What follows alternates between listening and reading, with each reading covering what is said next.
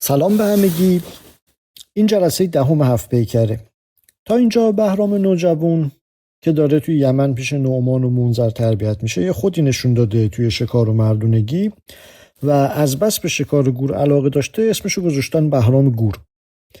جلسه پیش توی شکارگاه به یه شیری رسید که داشت گوری رو شکار میکرد و با یه تیر هر دو رو به زمین دوخت.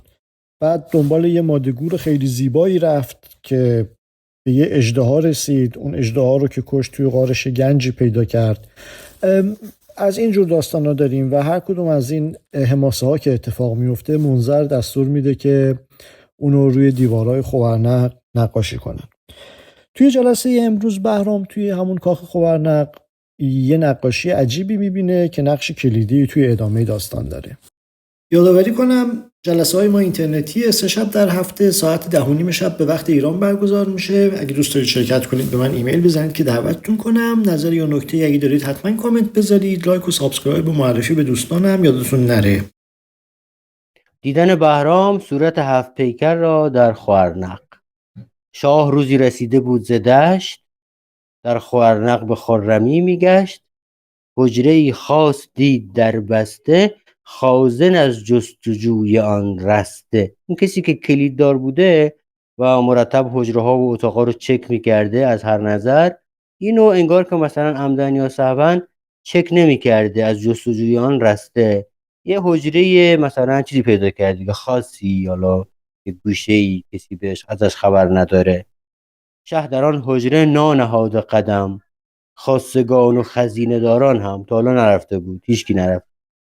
گفت این خانه قفل بسته چراست؟ خازن خانه کو؟ کلید کجاست؟ خازن آمد به شه سپرد کلید، شاه چون قفل برگشاد چه دید؟ خانه ای دید چون خزانه گنج، چشم بیننده زو جواهر سنج. خوشتر از 100 نگارخانه چین، نقش آن کارگاه دست گزین. هرچه در طرز خرده کاری بود، نقش دیوار آن عماری بود. اون عمارت خیلی کارش درست بود. نقش و نگارهایی که روش بود بسیار منحصر به فرد و جذاب و زیبا. 7 پیکر درون نگاشته خوب، هر یکی زان به کشوری منسوب. دختر رای هند فورک نام، پیکری خوب طرز ماه تمام.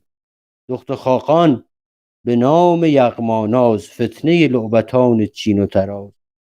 دختر خوارزمشاه نازپری، کشخرامی به سان کبک دری. کشخرام گفته یعنی خوشخرام. دختر سقلاب شاه نسرین نوش، ترک چینی تراز رومی پوش. دختر شاه مغرب آذریون، آفتابی چو ماه روزافزون. دختر قیصر همایون رای، هم همایون و هم به نام همای. دختر کسری یا کسری به نسل کیکاووس، درستی نام و خوب چون تابوس. به به. یه لحظه نگهدار علی بگو. این کش خرامی به سان کپک دری، اون کش نمیشه کش باشه؟ یعنی خرام نازپری مثل سبک کپک دری بود؟ خرامش میتونه چرا نمیشه، یعنی کش که او باشه. میتونه که کش خورام، حالا هم کش خرامی درست همینجوری. آره کش خرامی سبک کپک دری. کش خرامیدن یه فعله خودش، یعنی خیلی خوش خرامیدن، یعنی خیلی یورت رفتن. سقلاب هم که اسلابه دیگه. اون درستی هم که میدونی مثلا محستی، این کلام ما میگیم محستی، این واژه تغییر یافته است دیگه.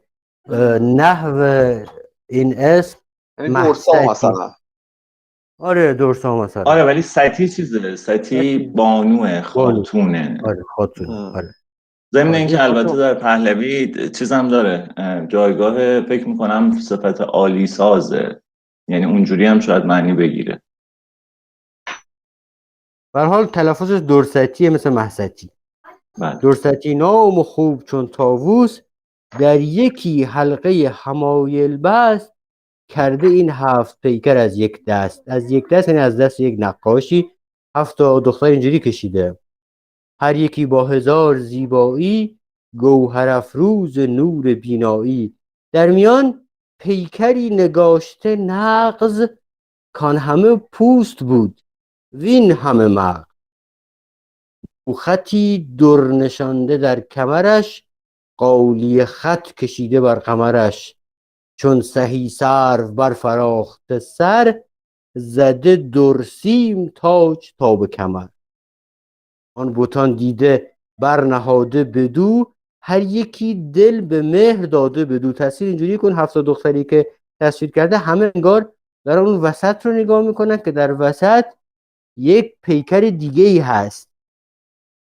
او در آن لعبتان شکرخنده، وان همه پیش او پرستنده. همه اینا تازه پرستشگر اون وسطیان. برنوشته دبیر پیکر او، نام بهرام گور بر سر او. این یعنی انگار در تقدیر بهرام بوده و یک کسی از قبل ترکیب نقاش و منجم همچین کاری کردن که این تصویر رو کشیدن. همچنان سامان ببخشید، سامان بگو. شاید هم در نوشته دبیر پیکر او، چون دبیر در معنای نقاش هم هست دیگه. در نوشته دبیر پیکر او، نام بهرام گور بر سر او. درست، این هم میتونه باشه. آقا این سوال دارم، ببخشید. شاه مغرب کجاست؟ موراکو؟ نه لزوما نه. توی در واقع جغرافیدانان مسلمان شمال آفریقای غیر از مصر رو مغرب مینامیدن و البته اندلس رو. یعنی همه اینها جداگانه مغرب نامیده شده به طور مشخص، ولی آره از تونس تا مراکش معمولا مغرب. اوکی. امروزه آذریون آخه اسم عربی نیست دیگه. نه این دقیقاً با دالزالم آذریون با دالزالم ذکر شده. آذرگونه و همون گل آفتابگردان. احتمالا هم اندلس شاید بیشتر حالت نمیدونم. بسیار عالی، ادامه بدید. کانچنان از حکم 7 اختر، کین جهانجوی چون برآورد سر. 7 شهزاده را ز 7 اقلیم، در کنار آورد چو در یتیم. ما نه این دانه را به خود کشتیم، آنچه اختر نمود بنوشتیم. گفت ما باشد از نمونش رای، گفتن از ما و ساختن ز خدای. این دیگه تقدیرش این بوده دیگه. شاه بهرام کین فسانه بخواند، در فسون فلک شگفت بماند. مهر آن دختران زیبا روی، در دلش جای کرد موی به موی. مادیانان گشن و فحل شموس همون چیزی که امروز میگیم چموش. گشنم که از گشنی میاد و به هر حال مشخصه، صفتش مشخصه دیگه. مادیانان گشن و فحل شموس، شیرمردی جوان و 7 عروس. ببخشید میگم خیلی اروتیکه ها نظامی. آره بله. سامان دستت بالاست. آره فکر میکنم که اینجوری هم میشه خوند. حالا چه این تصحیح باشه که گفت تا باشد از نمونش رای، خیلی نمیپسندم. این میگه که گفت یعنی گفتیم، خیلی به من نمیچسبه. ولی حالا اون تصحیحی که مرزاتون خوبه، گفت ما باشد از نمونش رای. نمونش به معنای نموداری اومده، در واقع کار کردن خرد، محوریت، نموداری. گفت ما باشد از نمونش رای، گفتن از ما و ساختن ز خدای. یه چیز دیگه هم عرض کنم خدمتتون. فحل جالبه. فحل نام دیگه ستاره سهیل هم هست، به دلیل همین دور افتادنش از باقی ستارگان. و هی میبینید هی نشانه هایی میده که چرا اونجا اون گور خره انقدر جذاب بود واسش. اون 2 تا بیت ما نه این دانه را به خود کشتیم تا گفتن از ما و ساختن ز خدای، اینو کی داره میگه؟ این چی شد؟ من حس می‌کنم یهو این 2 تا بیت نه این اون نقاشا میگن دیگه. یعنی اون دبیره که از زبان در واقع آره اون دبیره پیکر که داره میگه که ما دیدیم تو ستاره دیدیم. من کسی با بهرام تو اتاقه، یعنی نه از اون نه برنوشته دو خطم برو عقب‌تر. آره آره از این برنوشته دبیر پیکری آها، میکنم از اونجا باش. نمیشه شد. اوکی، ببخشید. مادیانان گشن و فحل شموس، شیرمردی جوان و 7 عروس. رغبت کام چون فزون نکند، دل تقاضای کام چون نکند. گرچه آن کارنامه راه زدش، شادمانی شد از یکی به صدش. زان که بر عمرش استواری داد، بر مرادش امیدواری داد. در او یک شور و شعف ایجاد کرد، بهش امید داد. در مدارای مرد کار کند، هرچه او را امیدوار کند. هر چیزی که آدم امیدوار بکنه باشه که آدم بیشتر با این دنیا و با این زندگی مدارا بکنه و آدمی سازگارتر میشه. امیدواری باعث سازگاری آدم میشه.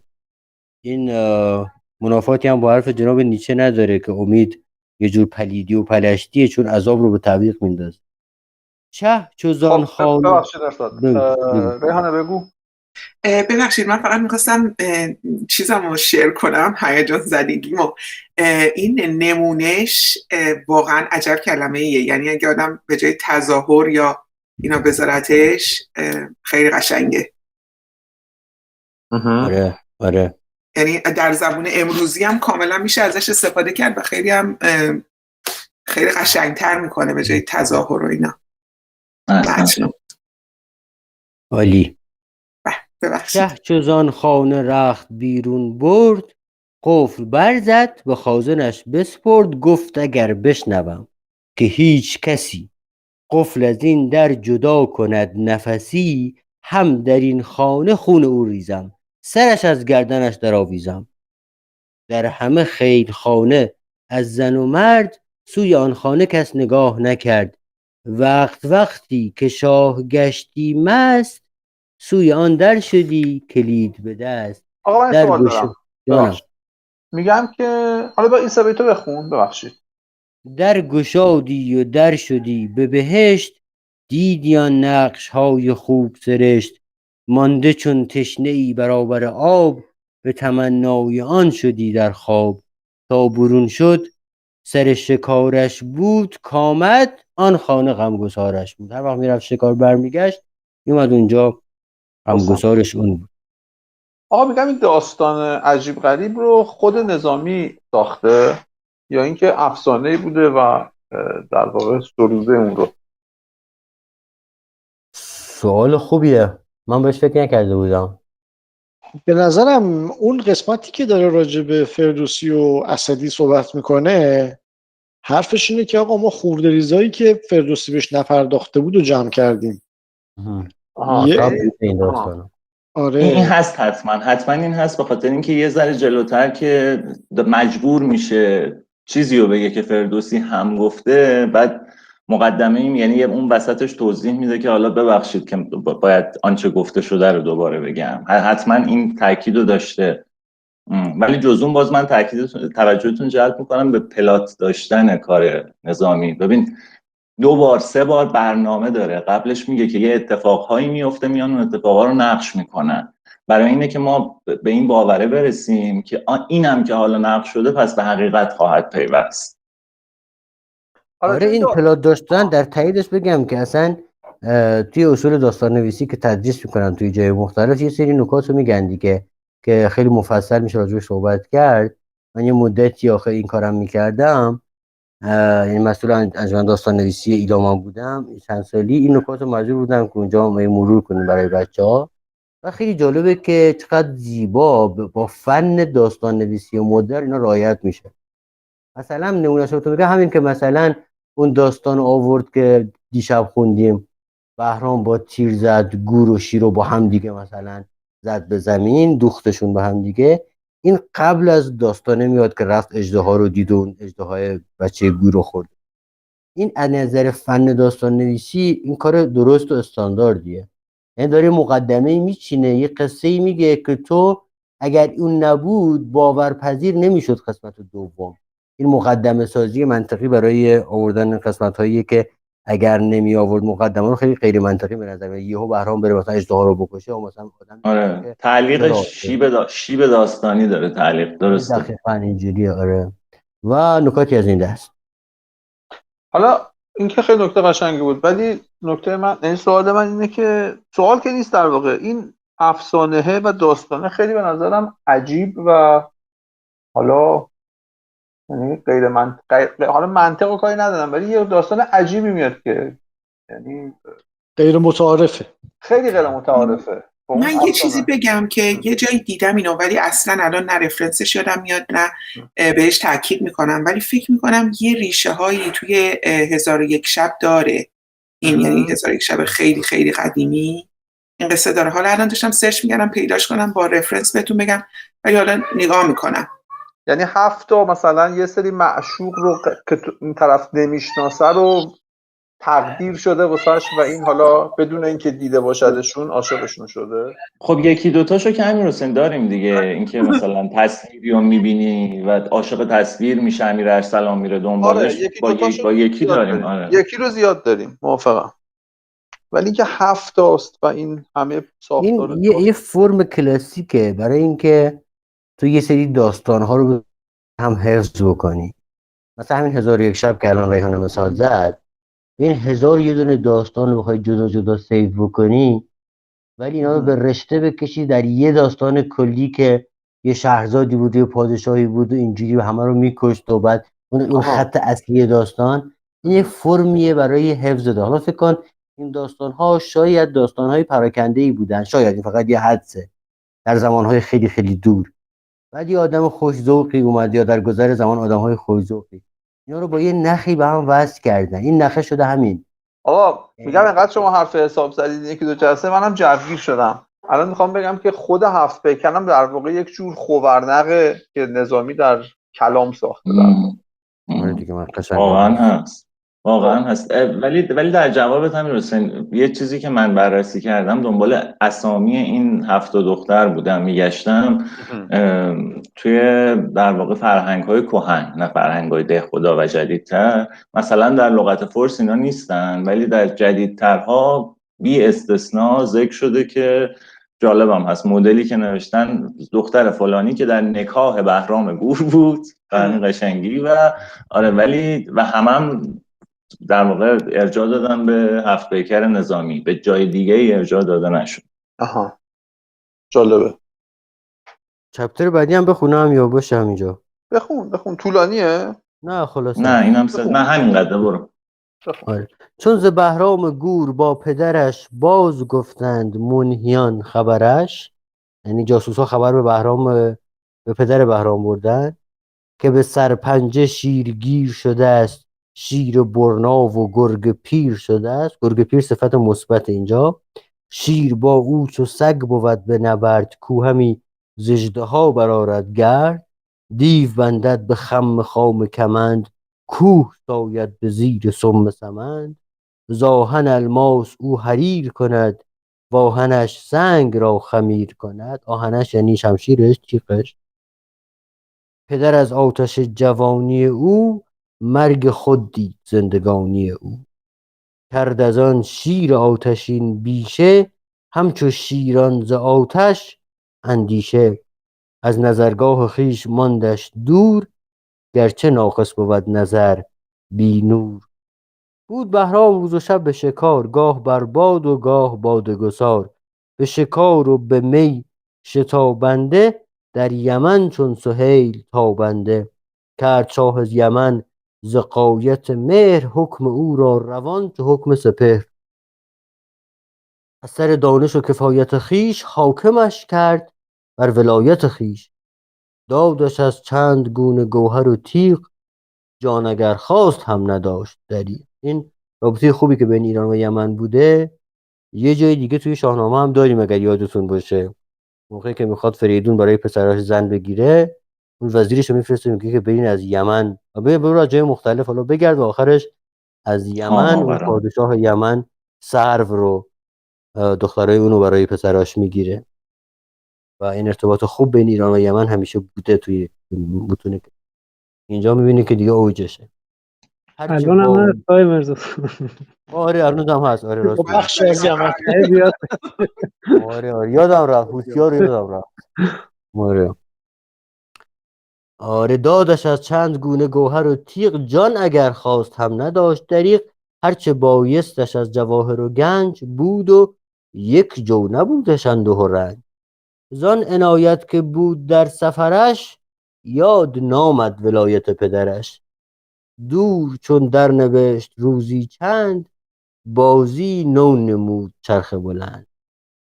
یزدگرد از سریر سیر آمد، یعنی مرد، کار بالا گرفته زیر آمد. تاج و تختی که یافت از پدران، کرد با او همان که با دگران. خیلی بیت قشنگیه این مصرع دومش مخصوصا. تاج و تختی که یافت از پدران، کرد با او همان که با دگران.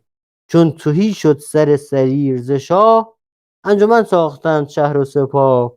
اینجا دیگه تو شاهنامه هم با همین جزئیات داریم دیگه. همه نگران بودن که مبادا از تبار یزدگرد بزهگر کسی پادشاه بشه، که از نژادش کسی رها نکنند، خدمت مار و اژدها نکنند.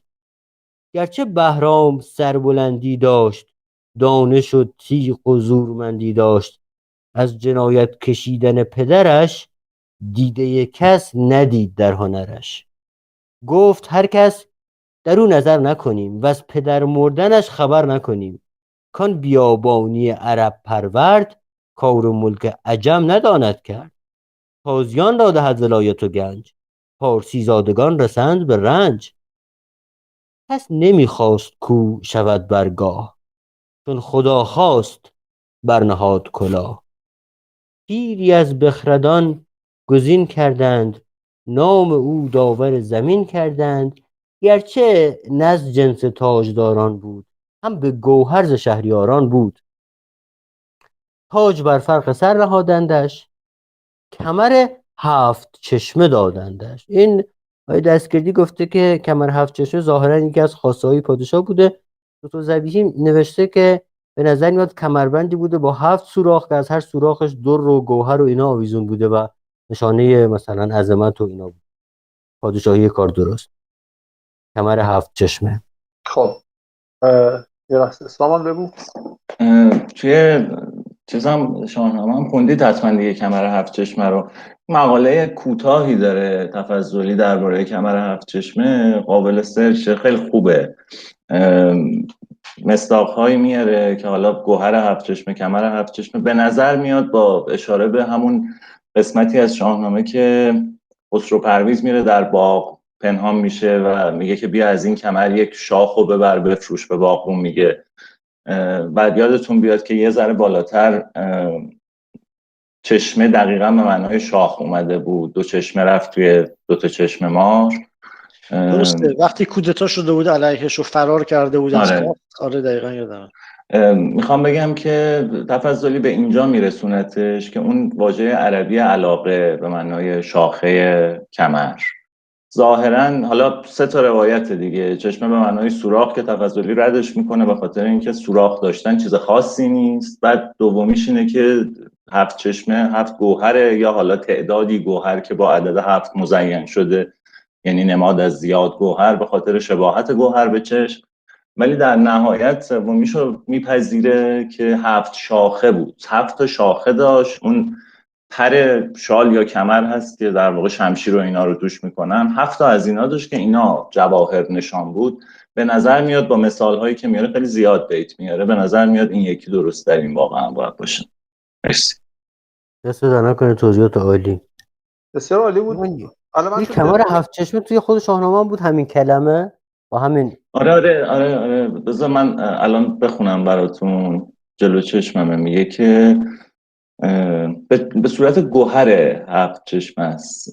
توی اون احتمالاً نسخه هایی که شما خوندید میگه که جهاندار شاه آفریدون 3 چیز برام پادشاهی برافزود نیز، یکی تخت آن گرزه گاوسار، که مانده است زود در جهان یادگار. 3 دیگر کجا 7 چشم گوهر. 7 چشم گوهر که خب در تصحیح های 7 چشم کمره. همین خان مطلق داری میخونی یا کدومو؟ تو از رو کدوم داری میخونی الان؟ این بذار ببینیم کدوم نسخه است. این چاپ مسکوه که 7 چشم گوهر. من دارم مقاله شخص چیزو میخونم، شخص تفضلی به اسم کمر هفت چشمه. احمد آره و تفضلی. احمد تفضلی یه ذره آقا جلوتر همین باز میگه. یه لحظه اجازه بده. جان ببین توی ده خدا، حالا من آرگومنت کنم بر ضد تفضلی. گفته که هفت چشمه آنچه داره هفت سوراخ باشد. بعد یه مثال زد از نظامی که اینه: چه باید در این هفت چشم خراس، ز بهر جوی چند بردن سپاه. بعد مثال دومش همین چیزی که ما داریم، کمر هفت چشمه فلان. اینه که واسه هفت چشمه به معنی هفت سوراخ هم به معنی چیزم به هر حال. میدونی چه ایرادی میگیره؟ میگه هفت سوراخ بودن کمربند نکته خاصی نیست و این حرف درسته.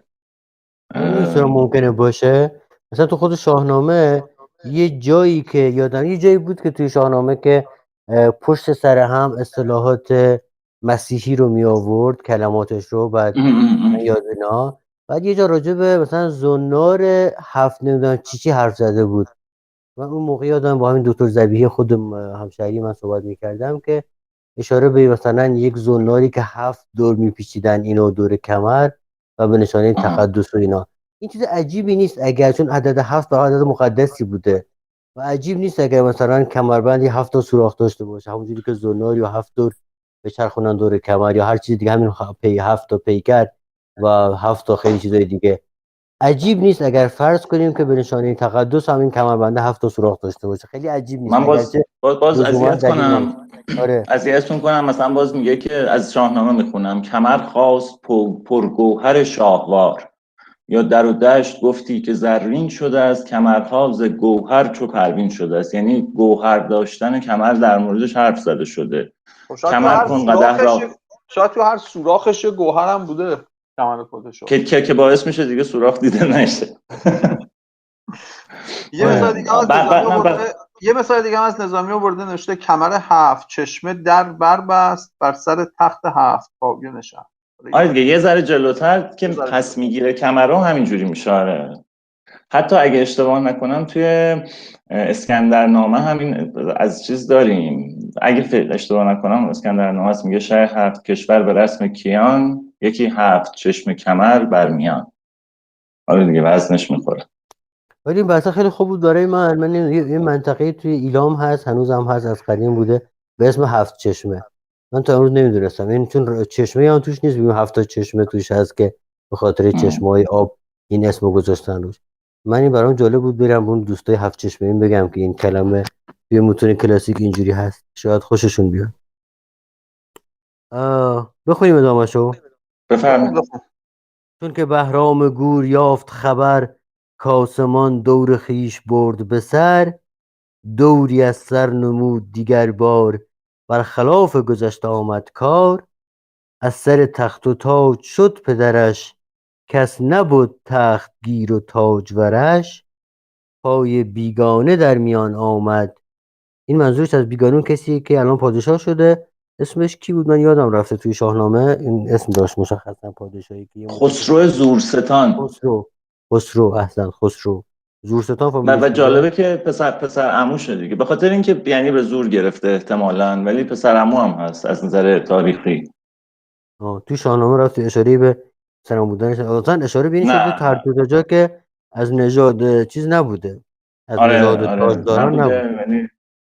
ولی جالب از نظر تاریخی پدر بزرگش یکی از همین هست دیگه، پادشاه.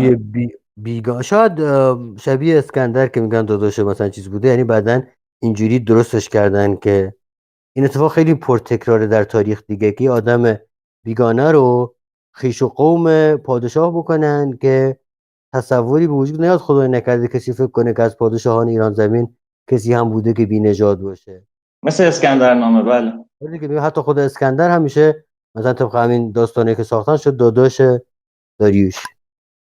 بله اینم ممکنه اینجوری باشه که شده پسر عموی اون، یا مثلا اون پشنگ اگه یادتون باشه میگم سر داستان اسکندر و حسین که نژاد شاههای ایران به هم نخوره، مادر بینواشو گوزو کردن.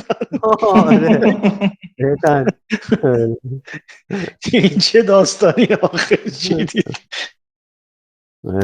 توی داستان فریدون اگه یادتون باشه وقتی ایرج مرد، اون دخترشو که زنشو یه دختری آورد، بعد دخترشو دادن به یه کسی که از اون بچه آورد، بچه شد منوچهر که اومد انتقام بگیره. و آره تو اونم نجات داشت. رجزخونیای سلموتور با منوچهر میگفتن که برو با تو اصلا چی کاره ای، پسر کی هستی، تو از این نژاد نیستی. و به نظر میاد که حق با اونا بوده، به نظر میاد که از نژاد خاصی نبوده. ولی بعداً به هر حال احتمالاً داستان رو عوض کردن و اون اسم باباشو کردن پشنگ که شد خواهرزاده فریدون، که این کماکان از نژاد فریدون باشه. علی میگم اینم مادرشو ممکنه. گوزی کردن شاید یه جور مقاومت هم هست شاید. اینم هست. آره یعنی در عین حال که آره اجازه بده. ایرانیه ولی خب یه لگدی هم بهش میزنیم دیگه تو داستان. آره ممکنه. پای بعد از بیگانه در کیخسرو هم اینجور بفرمایید. اتفاقی افتاد. ببخشید بعد از کجا؟ کیخسرو هم، بعد از این کیخسرو رفت کو، گشتاس لوراس جانشینش بابا. لوراس، اونم فرای ایزدی نداشت، اومدن براش یه بله. چیزایی دیگه دیالوگ خیلی درخشانی داشت دیگه. این دستان اومد، یال زال اومد. قبول. آره گفت این کی؟ من دیدم سوار قاطری بوده، اصلا سوار اسب نبوده. آره بلکه خسرو اومد گفت نه اینجوری نیست. خلاصه میگه که پای بیگانه در میان آمد، شورشی تازه در جهان آمد. اول آیین سوگواری داشت، نقش پیروزه بر عقیق نگاشت. یعنی که لباس کبود پوشید، جامعه کبود پوشید. وانگه آورد عزم آن که چو شیر، برکشد بر مخالفان شمشیر. تیغ بر دشمنان دراز کند، در پیکار و کینه باز کند. باز گفتا چرا ددی سازم، اول آن به که بخردی سازم. گرچه ایرانیان خطا کردند، کز دل آزرم ما رها کردند. در دل سختشان نخواهم دید، نرمی آرم که نرمی است کلید. با همه سگدلی شکار منند، گوسپندان مرغزار منند. چقدر خوبه که پادشاه یه همچین دیدی داشته باشه. گرچه در پشم خیشتن خسبند، همه در پنبه‌زار من خسبند. به که بعدا یه کسی نیست که اینو بره با خامنه‌ای بگه بابا ما اینجوری هستیم، در پشم خودمون میخسبیم ولی در پنبه‌زار تو هستی بابا، واکسن وارد کن لام است. گرچه در گرچه در پشم خیشتن بذارم مال خسبند. خودمونه. آره پنبه‌زار مال خودمونه. همه در پنبه‌زار من خسبند. به که بدعهد و سنگدل باشند، تا ز من عاقبت خجل باشند. چقدر خوب. از خیانت رسد خجالت مرد، و از خجالت دریغ باشد و درد. به جزان هرچه بینی از خواری، باشد آن نوعی از ستمکاری. بی خردوار اگر شدند ز دست، به خردشان کنم خدیو پرست. مرد کز صید ناصبور افتد، تیر او از نشانه دور افتد. دور افتاد. سامان بگو. والا تصورم اینه که باید اینجوری بخونیم، به که بدعهد و سنگدل باشن، تا ز من عاقبت خجل باشن، نه اینکه تا اینکه. آره خوبه منم که موافقم. بدعهد و سنگدل باشن تا نتیجهش این میشه که از من خجل باشن. و در ادامه میگه که از خیانت باعث خجالت مرد میشه و این تنها نوعی از خار کردنه که ستمکاری نیست. یعنی داره میگه که آقا این بدعهدیشون به نفع منه، چون بدهکار میشن به من دیگه. آره مشغول دقیقاً. ظلم میشن. بله. درسته، من اشتباه خوندم، این درسته. منم میخواستم بگم که دیگه حالا این یه صفحه دیگه هم بخون تا بریم سر آغاز سخن. این خیلی کوتاهه. لشکر کشیدن بهرام به ایران. آره. بس کن ای جادوی سخن پیوند، سخن رفته چند گویی چند. چون گل از کام خود برآر نفس، کام تو عطرسای، کام تو بس. آنچنان رفت عهد من ز نخست، با که؟ با آنکه عهد اوست درست، یعنی عهد خدا. کانچه گوینده دگر گفته است، منظورش فردوسیه، ما به می خوردنیم و او خفته است. بازش اندیشه مال خود نکنم، بد بود بد خصال خود نکنم. تا توانم چو باد نوروزی، نکنم دعوی کهندوزی. گرچه در شیوه گهر سفتن، شرط من نیست گفته وا گفتن، لیک چون ره به گنج خانه یکیست، تیرها گر دو شد نشانه یکیست. چون نباشد ز باز گفت گزیر، دانم انگیخت از پلاس حریر. دو مطرز به کیمیای سخن، تازه کردند نقدهای کهان. آن ز مس کرد نقره، نقره خاص، وین کند نقره را به زر خلاص. مس چو دیدی که نقره شد به عیار، نقره گر زر شود شگفت مدار. حالا زر خلاص دیگه. زر خلاص، آقا زر ممنون. خالص. عالی. یعنی یک نوع دیگه ای هم بفهمید ببخشید. معذرت میخوام، فردوسی مثل نقره کرده، من دارم طلا میکنم. آره نقره دیگه طلا می‌کنه. خودش نوشابه باز کرد. یه نوع دیگه از تصحیح هم جالب بود، دیدم اون کمتر هم تحویل گرفته فردوسی و اینجوری هم بود. آن زمس نقره کرد نقره خاص، آها، چون ترکیب نقره مس نقره ناخالص هم بود داریم یعنی. دیگه. آره نقره ناخالص بود، نقره خاص کرد و آره من میکنمش زر. مصنوعه هم همون سیم 10 5 که خیلی بهش علاقه داره. بله بله بله بله. زر خلاص هم همون چیز 10 دهی. دیگه داریم با آقای نظامی هم مانوس میشیم. خب بله. دست درد نکنه مرسی. دست شما درد متشکرم نکنه. مرسی. درود بر همگی.